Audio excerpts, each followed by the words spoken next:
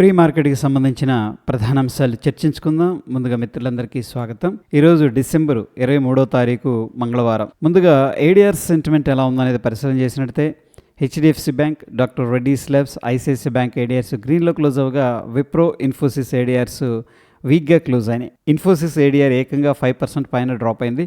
So మొత్తం మీద IT సెక్టార్లో మళ్ళీ ప్రెషర్ ఉందని చెప్పేసి క్లియర్గా తెలుస్తుంది. ఏడిఆర్స్ నుంచి మిక్స్డ్ సంకేతాలు కనిపిస్తూ ఉన్నాయి. ఇండియాకి సంబంధించిన ప్రైమరీ సెక్టార్స్ ఏ విధంగా పర్ఫామ్ చేసినాయి అనేది పరిశీలన చేసినట్టయితే నిన్నటి రోజున రియాలిటీ, పిఎస్యు బ్యాంకు కొద్దిగా గ్రీన్లో అనేది క్లోజ్ అయినాయి. But IT, metal, service sector మాత్రం టాప్ గెయినర్స్గా క్లోజ్ అయ్యాయి. మొత్తం మీద 100% ఇండియన్ సెక్టార్స్ బుల్లిష్గా క్లోజ్ అయ్యాయి.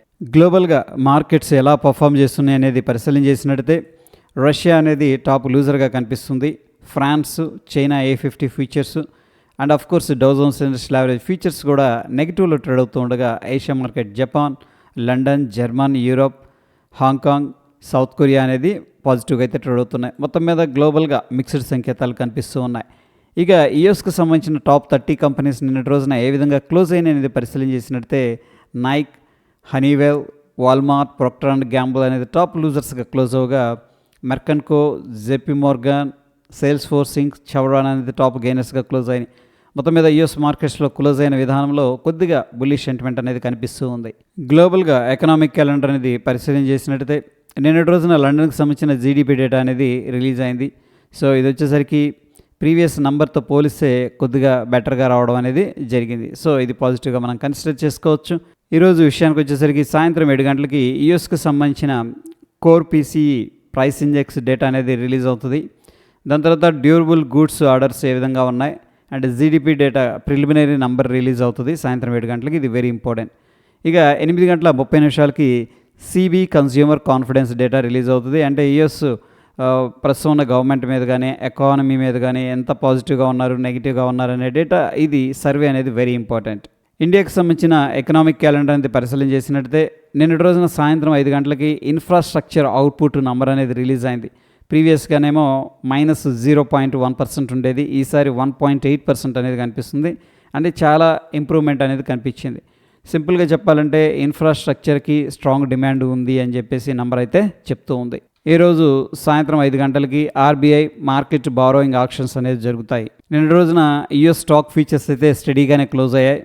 ఎందుకంటే టెక్ ఓరియంటెడ్గా ఉన్న స్టాక్స్లో కొంత రికవరీ అనేది కనిపించింది. అట్ ద సేమ్ టైం అందరూ కూడా నెక్స్ట్ కూడా ఫెడ్ ఇంట్రెస్ట్ రేట్ కట్ అనేది చేస్తుంది అని చెప్పేసి ఓ ఎక్స్పెక్టేషన్స్తో అయితే మార్కెట్లో ఒక స్టెబిలిటీ అనేది కనిపించింది.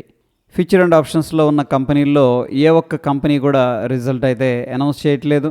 Market wide position limit cross అయిన దాంట్లో సమ్మాన్ క్యాపిటల్ అనేది కనిపిస్తుంది. దీంట్లో మనం ఫ్యూచర్స్ అండ్ ఆప్షన్స్ అనేది ట్రేడ్ చేయకూడదు. క్యాష్ మార్కెట్ బాయ్ సెల్ అనేది చేసుకోవచ్చు. Probably RBL bank, Bandhan bank అనేది బ్యాన్ లిస్టులకు వెళ్ళడానికి అయితే పాసిబిలిటీస్ కనిపిస్తూ ఉన్నాయి. Individual stocks solar industries, Mazdock, MCX, national aluminium, KEI దీంట్లో సిగ్నిఫికెంట్గా లాంగ్ బిల్డప్ అనేది జరుగుతున్నటువంటి డేటా చూపిస్తుంది. అంటే ప్రైస్ ఇంక్రీజ్ అవుతుంది, ఓపెన్ ఇంట్రెస్ట్ కూడా ఇంక్రీజ్ అవుతుంది. ప్రాబ్లీ కొంచెం అప్ సైడ్ వెళ్తుంది అని చెప్పేసి పార్టిసిపెంట్స్ అయితే పొజిషన్స్ అనేది క్రియేట్ చేశారు. ఏంజల్ వన్, ఇండస్ఇండ్ బ్యాంక్, కోఫోర్స్ దీంట్లో సిగ్నిఫికెంట్గా షార్ట్ కవరింగ్ అనేది జరుగుతుంది. ఎవరైతే షార్ట్స్ అనేది క్రియేట్ చేశారో వాళ్ళు కవర్ చేస్తున్నారు. చోళమండల్ ఫైనాన్స్, పతాంజలి దీంట్లో సిగ్నిఫికెంట్గా షార్ట్ బిల్డప్ అనేది చూపిస్తుంది. అంటే ప్రైస్ డ్రాప్ అవుతుంది, ఓపెన్ ఇంట్రెస్ట్ ఏమో ఇంక్రీజ్ అవుతుంది. ప్రాబ్లీ కొద్దిగా సెల్లింగ్ ప్రెషర్ ఉంటుందని చెప్పి షార్ట్ సైడ్ పొజిషన్స్ క్రియేట్ చేస్తున్నారు. డిక్సన్ టెక్నాలజీస్ దీంట్లో సిగ్నిఫికెంట్గా లాంగ్ అన్వైండింగ్ అనేది జరుగుతుంది. ఎవరైతే లాంగ్స్ హోల్డ్ చేస్తున్నారో వాళ్ళు ఎగ్జిట్ అవుతున్నారు.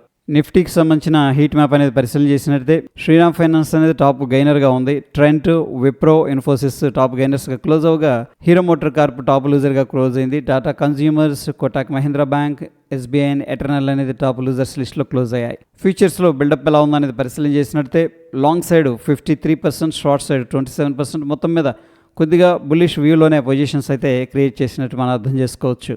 నిఫ్టీకి సంబంధించిన ఫ్యూచర్ చార్ట్ అనేది అబ్జర్వ్ చేస్తూ వస్తూ ఉన్నాం. సో మొన్న మనకి మార్కెట్లో కొంత రికవరీ అనేది కనబడింది. Based on the price and open interest interpretation ప్రకారం షార్ట్ కవరింగ్ ర్యాలీ అనేది జరిగిందని చెప్పేసి నిన్న ఈ యొక్క డేటా అనేది చెప్తుంది. ఈరోజు నిఫ్టీ దీంట్లో ఏంటంటే ఎక్స్పైరీ అయితే ఉంది.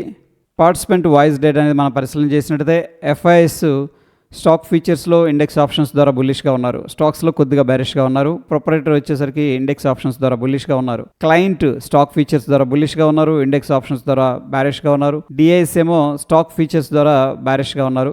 స్టాక్స్లోనేమో బులిష్గా ఉన్నారు. మొత్తం మీద ఎఫ్ఐఎస్ 457 కోట్లు క్యాష్ మార్కెట్లో సేల్ చేసినట్టు తెలుస్తుంది. డిఐఎస్ ఏమో 4058 కోట్లు క్యాష్ మార్కెట్లో బై చేసినట్టు తెలుస్తుంది. ఎఫ్ఐఎస్ సెల్ చేస్తూ మార్కెట్ని డ్రాగ్ చేస్తుండగా డిఐఎస్ బై చేస్తూ మార్కెట్కి సపోర్ట్ చేస్తున్నారు.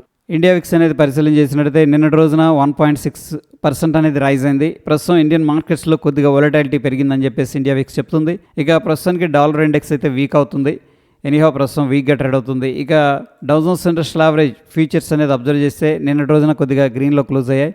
ఎనీహౌ ఈరోజు ఒక 10 పాయింట్లు పాజిటివ్గా అయితే ట్రేడ్ అవుతుంది. నిఫ్టీ 50 విషయానికి వచ్చేసరికి ప్రస్తుతానికి 26,000 పైన అయితే క్లోజ్ అయింది. 26,234 అనేది ఇంపార్టెంట్ రెసిస్టెన్స్, 26,100 అనేది ఇమీడియట్గా ఉన్న సపోర్టు.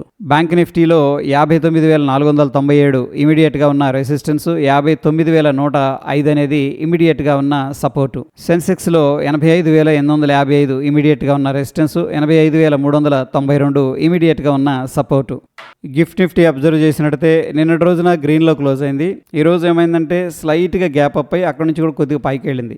మనం చూస్తున్న సమయానికి 20 పాయింట్లు పాజిటివ్గా కనిపిస్తుంది. నెంబర్ అనేది చూస్తే 26,230 దగ్గర గిఫ్ట్ నిఫ్టీ ఫ్యూచర్ అనేది ట్రేడ్ అవుతూ ఉండగా నిఫ్టీ ఫ్యూచర్ ఏమో 26,197 దగ్గర క్లోజ్ అయింది. సో మొత్తం మీద మనకు ఒక 33 పాయింట్లు పాజిటివ్గా కనిపిస్తుంది. Based on the gift Nifty future మనం గ్యాప్ అప్ అనేది ఎక్స్పెక్ట్ అయితే చేయొచ్చు. గోల్డ్లో 1,37,703 ఇమీడియట్గా ఉన్న రెసిస్టెన్స్, 1,36,223 ఇమీడియట్గా ఉన్న సపోర్టు. సిల్వర్లో 2,13,275 ఇమీడియట్గా ఉన్న రెసిస్టెన్స్, 2,09,256 ఇమీడియట్గా ఉన్న సపోర్టు. క్రూడ్ ఆయిల్లో 5,279 ఇమీడియట్గా ఉన్న రెసిస్టెన్స్, 5,119 ఇమీడియట్గా ఉన్న సపోర్టు. న్యాచురల్ గ్యాస్లో 340 అనేది స్ట్రాంగ్ సపోర్ట్ అయితే కనిపిస్తుంది. 362 అనేది ఇమీడియట్గా ఉన్న స్ట్రాంగ్ రెసిస్టెన్స్. బిట్ కాయిన్ 90,000 అనేది ఇమీడియట్గా ఉన్న రెసిస్టెన్స్, 87,808 అనేది ఇమీడియట్గా ఉన్న సపోర్టు. అయితే ఈరోజు కొన్ని స్టాక్స్ అనేది న్యూస్లో ఉన్నాయి. IRCTC, HCL tech, Satvik green, KSH international, GPT infra, Shanghvi movers, prestige estates, man industries అనేది. దీంట్లో ప్రాబ్లీ స్ట్రాంగ్ మొమెంటం అనేది ఉండే అవకాశం ఉంది, ఎందుకంటే న్యూస్లో ఉన్నాయి కాబట్టి.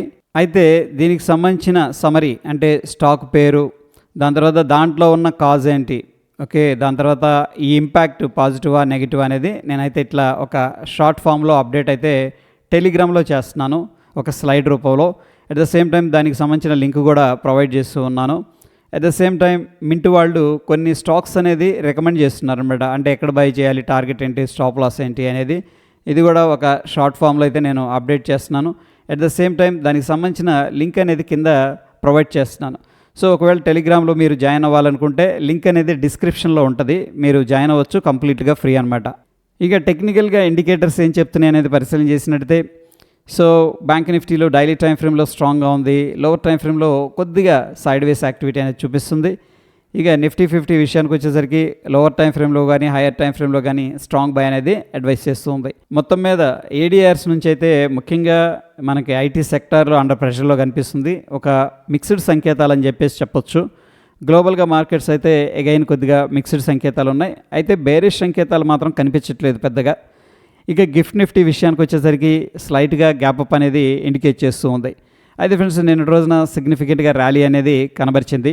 సో పాజిటివ్ సెంటిమెంట్తో మన ఇండియన్ మార్కెట్స్ అనేది మూవ్ అవుతూ ఉన్నాయి.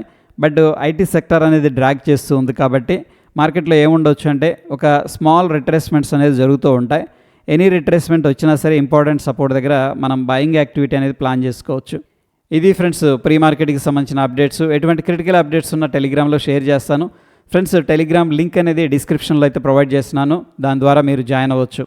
ఫ్రెండ్స్ వీడియో ఇన్ఫర్మేటివ్గా అనిపిస్తే తప్పకుండా లైక్ చేసి మీ యొక్క సపోర్ట్ అనేది తెలియజేయండి. మరొక ఇంట్రెస్టింగ్ ఎపిసోడ్లో మళ్ళీ కలుసుకుందాం. Stay tune. ధన్యవాదాలు.